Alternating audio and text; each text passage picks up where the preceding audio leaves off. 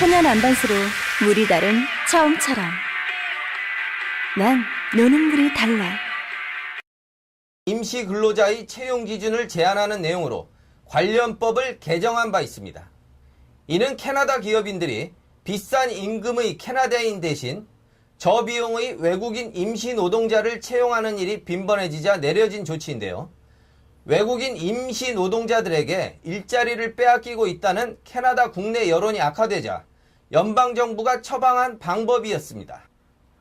하지만 이 같은 정부의 조치를 비웃듯이 기업인들은 일자리 자체를 외국으로 옮기며 저임금 근로자들을 계속 채용하는 계획을 세우고 있습니다. 지난달 29일 연방정부는 임시 외국인 노동자의 채용 기준을 더욱 엄격히 하고 가능하면 내국인을 우선 채용토록 하는 내용을 골자로 한 새로운 외국인 임시 근로자 정책을 발표했습니다.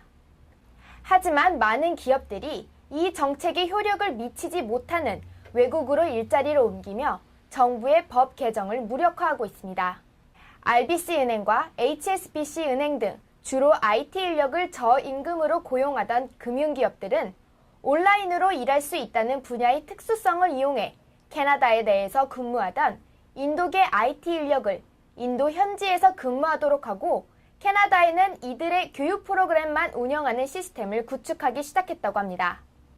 HSBC는 효율적 운영 프로그램이라는 일환 아래 23개의 일자리를 해외로 전환시켜 인도에서 운영시킬 예정으로 현재는 인도에 있는 글로벌 리소스 센터에서 일부 직원을 밴쿠버 현지로 불러들여 교육을 시키고 있다고 합니다. 캐나다에서 외국인 노동자들이 하던 일을 학습 중에 있는 이들은 20년 경력의 베테랑들로 밴쿠버의 고객들이 다른 지역의 HSBC 지점으로 돈을 전송하면 그 데이터들을 입력하는 등 전산 업무가 주종을 이룬다고 합니다. 그동안 캐나다 현지에서 이루어졌던 일이지만 이제는 인도의 글로벌 리소스 센터로 업무가 넘어가는 것입니다.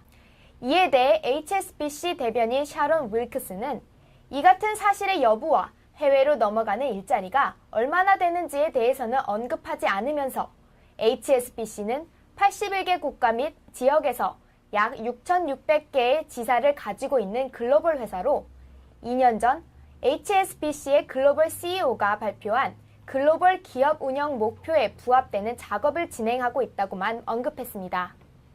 RBC은행은 아예 인도 현지 IT 회사에 용역 계약을 통해 캐나다에서의 일자리를 없애고 있습니다.